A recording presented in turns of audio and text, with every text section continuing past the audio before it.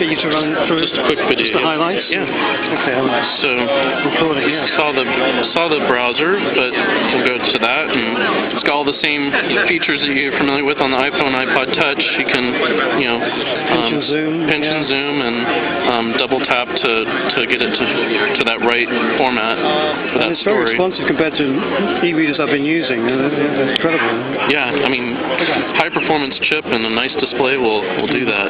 Yeah. You can look at this is a new feature of the user interface on iPad that we've added. It's called a popover, which gives you a kind of a nice little menu that comes up and just goes away when you either tap there or tap anywhere else.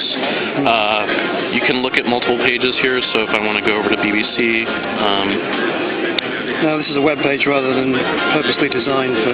Right. This is the same as going to a web page on a Mac or PC. So you have all the same content. And so you have search, all that. So that's Safari. It's the iPod Touch writ large, really, isn't it? It's wonderful. Yeah. It's a lot more than that, though. So, for example, Mail. Mail looks very familiar in that format, right? It looks you're looking at your message, you get to see all the message there, but it's larger screen. Well, it turns out we do a lot more when you're putting it sideways. So you can actually fit the whole list of your inbox there at the same time you're looking at your message content. You only get that with the iPod. Right. Or the iPhone. So you can switch between your messages right here on one display. It turns out on this display you also get that, but it comes up in a little menu that comes down, so you can switch between your messages that way. Or you just go like that. Can you show me a little video or photos? Sure. So the Photos app is really nice. Obviously, this makes a nice photo frame when you're just sitting in there on your desk. With the dock. With the dock, yeah. But it's got nice interactive controls as well, very similar to what you experience on iPhone and iPod Touch. So you have the typical, when it has the landscape, you can switch between that. You can also scrub through your photos or just do the typical swipe gesture. But one of the nice things I like is if you're going through a bunch of photo albums and you don't really remember which album has the picture you're looking for, you just do a nice little peek here and see whether it's there or not. That's a great effect. And so now, because you have a larger display, you can do a lot more larger gestures. You can do more large gestures that have a lot more nuance to them, and we're gonna exploit that a lot. And we did it here first in the photo apps, so you can get that kind of effect. The other thing is, again, going back to taking advantage of this as a display, you can go into slideshow mode, and we like this origami mode. You start slideshow, and you can play music in the background. It basically takes a selection of the pictures from the album, and we have a unique set of transitions that you have for that. So you set that on your desk, and you're not using it next to your computer or wherever you are, your home, and you've got a nice. It'll work for you whatever you're doing. So that's photos. Could it be iBooks maybe? So iBooks. This is I can't show you the store, but this is your library. This is the books that you purchased, and you just tap on the book you want to look at. Go right into the book, and have the kind of controls over the font size here. You can change the fonts. We have nice reading fonts built in. Nice anti-alias text there. Taking advantage of the nice display. And then you can just flip through the pages that way. You can go one by one, or you can, if you really like to do it. Even this is faster than what you're typically used to in an e-reader. So that is so natural. And that is wonderful. So and then it has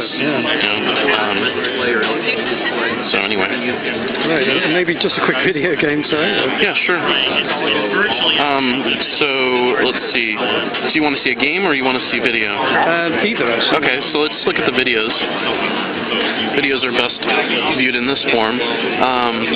So you can actually look at movies, and I can go right to a chapter that I like in that movie and start playing. You can go full, black box letterbox format, or you can double tap to zoom and take out the whole screen. This is 1024 by 768, but the video is 720p. Right. Maybe just quickly again, like you need to speed. Yeah, sure. So go over to the game screen, and like I said, if you heard before, you have the option of doing, you should feel this, it's actually, the sound is so strong in it. Yeah, you almost get the vibration.